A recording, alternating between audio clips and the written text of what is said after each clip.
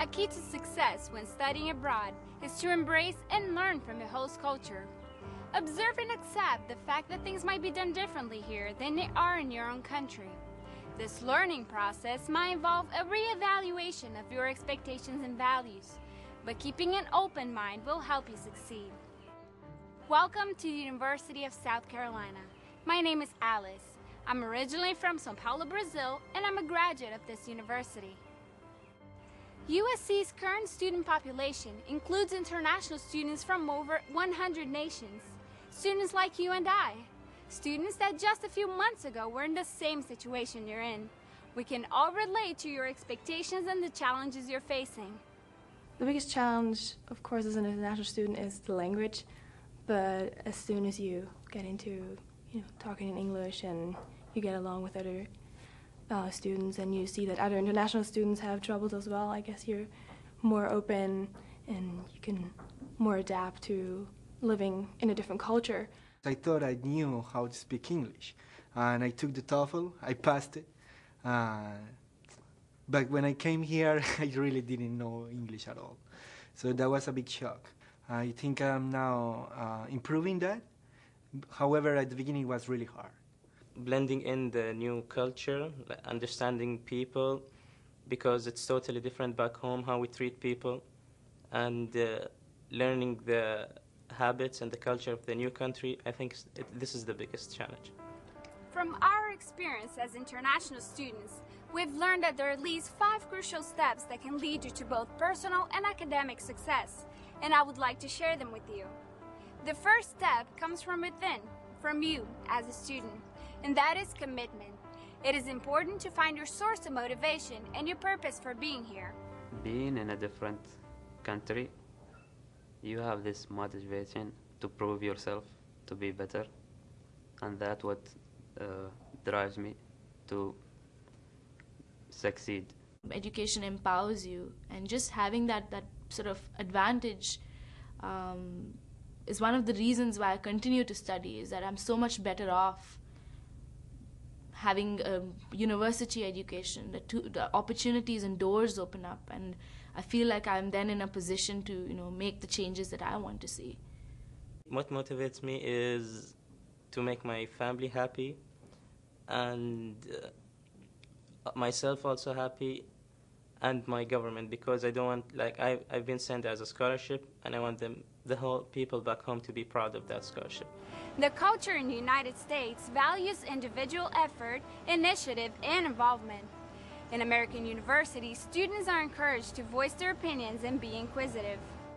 In America here, the student is expected to do his own work without much help of the instructor. The instructor is here just to teach you the material, and then you do the most of the part. And that was different than back home. I think we're also expected to be independent learners, and in my case, an independent researcher. So I think there's a lot of stress on the whole independence thing. No one, expects you to work in groups or depend on other people to do your homework. You can't just copy someone else's work. You've got to do it the right way. It is important to keep in mind that you, as the students, are ultimately responsible for your academic success, not your professors. I am responsible for my academic success here. As soon as I arrived here, I realized that I had to go after what I wanted. And of course, with the help of my professors, my advisors, and my peers, I have managed to get a really good grade in all my classes. In my opinion, it is a combination of everything, but in the very end, it is you that handle the problem. We encourage you to see your professors as mentors, as tools for learning, which brings us to the next valuable step, communication.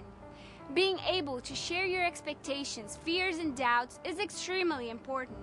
It helps reduce anxiety, facilitate your adaptation, and guide you to success. The first thing I would advise is to be willing to share with others about your views and your fears, not to be ashamed in some way about your culture, not to be afraid to ask questions, willing to speak, willing to ask help when you need. As I mentioned before, students in the U.S. are empowered to take ownership of their academic careers, but that doesn't mean that you have to achieve success by yourself. Asking for assistance is okay, and professors are here to help. I feel very comfortable when I talk to my professors because they're really interested in trying to make me improve in my class. I think that motivates me and creates a very comfortable environment. In the US, my relationship with my professors is a very two-way kind of relationship where you're not scared to go and approach a professor. A professor is very available to you. And that's the sort of relationship. It's very relaxed and mature. On your first day of classes, you'll receive a document called a syllabus. In the syllabus, you'll find everything from your professor's contact information, a list of goals and expectations for the course, the grading scale, attendance requirements, and usually a planned schedule for the semester. It is your job and responsibility to make sure you understand the syllabus and the expectations for the course. If you have any questions about the content of the syllabus or any other topic covered in class, make sure you ask your professor for clarification. The sooner, the better, either during class, through email, or during your professor's office hours. In the beginning, I know it was a little nerve-wracking because that's the way I was always thought it would be, is that people would laugh at you if you asked a question. But after having asked a couple of my own questions and getting answers that I needed to hear, I feel very comfortable doing that. The number of students that are present in some of the classes makes it highly impossible to have that one-on-one attention. If you have a question, your answer may not be answered in that particular time the way you want it. And so office hours is one of those ways in which you can take your time, have a one-on-one interaction with the professor, get your doubts cleared, and I think it's for the good. Asking for help may be difficult if you come from a culture in which it's viewed as a sign of weakness. In Korea, I think I have never see professor individually because I feel really uncomfortable. So even though I have a question, I just ask my friends. I think if I want to see professor, I need really heavy questions and really difficult intelligence questions. But here, I just ask everything. I really easily can drop by their office and can ask anything what I want. You'll soon learn that asking for help is okay in American universities. In fact, your professors are likely to interpret it as a sign of interest and dedication. Professors like the students who go to their office hours because it shows that the students care about their grade and they care about the material and they want to learn more. In traditional Chinese culture, everybody tries to reserve their opinion. Here, everybody tries to make their own opinion, and people actually value that kind of your ability to speak up. Responsibilities are a third essential step in achieving success. Responsibility relates to the effort you put into your studies. Keeping up with a college-level workload is not an easy task. You'll be evaluated all throughout the semester by different evaluation methods. It is important that you stay on top of your responsibilities. For some of the evaluations, such as final exams and midterms, the content might be cumulative, which means that you might need to know information that was presented to you in the beginning of the semester as well as new information. For that reason, it is important that you set aside time for studying throughout the whole semester, even when you don't have examinations scheduled. It's different in my country because there's only one big exam at the end of the semester. But also here it's easier to keep up with your work and stay on top of what you have to do if you have certain exams or homeworks or assignments. If we divide the grades on quizzes, exams, and assignments, then more students have the chance to correct themselves if they fail in one thing and succeed in the other. Participation is important in American classrooms. Students are expected to make contributions to the class in the form of questions, opinions, or comments. Here, this was a challenge actually, to raise my hand and ask questions and give comments. Most of the time when I raise my hand, it's usually asking a question, then giving a comment. Here, students have more the freedom to express their opinion or even object the teacher on a subject matter. I just didn't care if I made grammatical mistake or any type of mistake. I just say, I need it for my grades, and I'm gonna speak out, share my opinions. And the more you speak, the more you become comfortable with talking in public. The university offers many services and opportunities to help ensure the success of those who are really committed. And you, as students, are expected to make use of those resources. Some of the resources available on campus are Writing Center, one-on-one tutoring services, and of course the library. The tutoring services, they're like students, they know the hard stuffs in the classroom, and they teach us most of what from their experience, and I think that's a really good thing, learning from students. The Writing Center is a great resource for international students. You get help working on from outline to revisions of final manuscript, big papers or small, applications or academic papers.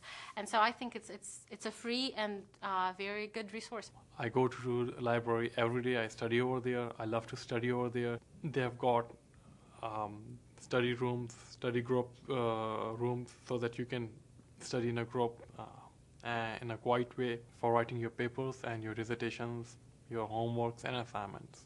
A good thing about America is that they have a specific office for everything. If you're depressed, or if you need medical help, if you need academic help, if you want to change something in the way you eat, they have offices here on campus that you can count with to improve your life and to enjoy your time in America to the maximum that you can. Our fourth step is time management, and it ties the previous steps together. In order to be fully committed and a responsible student, you must be able to make the best use of your time. The secret is to avoid procrastination. This term is used when someone leaves all the work to the very last minute. Procrastination usually creates anxiety and increases temptation for cheating. In order to avoid that, you must make sure you plan ahead and start early. Since the beginning of classes, start doing all your homework and studying for the quizzes and exams a little bit at a time, because when it gets to the big exams or the final exams, you won't have to spend the whole day studying only one subject. And doing this, you also retain the information a longer period of time. It's important to avoid procrastination because work piles up. There's just too many classes and too much going on in addition to extracurricular activities if you're involved with that. And you have no choice but to keep up with everything. A good idea might be to keep a weekly planner. It is a great way to avoid missing due dates and to make future plans. Get an agenda and write down things you're going to do for tomorrow. But also you need to make sure that you find a balance between work and your outside school experience. If you keep your studying and assignments in a disciplined schedule, chances are you have more free time for extracurricular activities and spend less time stressing over last-minute emergencies. Our fifth and final step is involvement. Being involved on campus in extracurricular activities might be just as important as being committed to your studies. Joining clubs, organizations, and attending campus-sponsored events are a great way for you to meet people and make new friends. Most international students have a hard time adapting to America because they don't have people that they can count on in the beginning. But that changes as soon as you start doing things and meeting new people. Once you go out and open yourself to meeting other internationals, other nationalities, and of course Americans, you feel like you belong here more than you did before. I am involved with the International Students Association, and I'm the public relations officer for that, and I'll be the president of the Indian Student Organization. And the only reason why I involve myself in all these organizations is to feel part of that, larger communities, that there are other students who feel exactly like I do, international students. And not only is it like a comfortable place for us to interact. We also get to assimilate with the American students because we attract a lot of American students too. So joining a club, an organization, very important, especially because an American education provides you with these opportunities. Another way to experience the culture and make friends is through sports and sports activities. The university offers many opportunities for both male and female students of all skill levels to join sports teams. Because sports there is teamwork involved, and you will definitely meet new friends. I really enjoy going to football games or any other sport activities here because it's so much different from my culture. Football games are not only just the games, it's a huge party. We got a pre-game party, which is the tailgating. We just play some games, we talk, hang out there, go to the game together, and cheer for our team.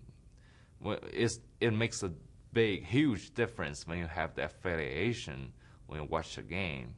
Nothing can compare with that, and I wouldn't trade anything for that. To have a sense of belonging with this community, like I'm part of it.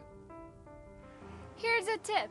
If before you're able to form a social circle, you see yourself overwhelmed, stressed, or just feel homesick, schedule an appointment with the counseling services.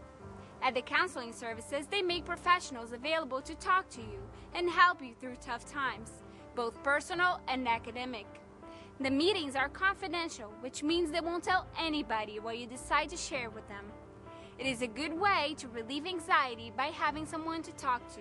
We are way far away from our home country, from the family, so maybe you're not so comfortable with people around you. The counselors, instead of trying to solve the problems for you, they try to clear up your head. They try to help you figure out your own way to the problems. So it is really a good opportunity for me to listen to other people's opinions about my own problem. And that is really actually pretty good to have somebody to listen to you. Let's take a minute to review the important steps we described. 1. Commitment. Remember that you are responsible for your academic success. It is really important to find what motivates you. 2. Communication. Share your perspective, fears, and doubts. Professors have office hours for a reason. Make use of it. 3. Responsibility. Put a lot of effort into your studies, but remember, asking for help is okay. And there are many resources available to you. 4. Time management. Be sure to make the most of your time in order to have the best experience possible. 5. Involvement.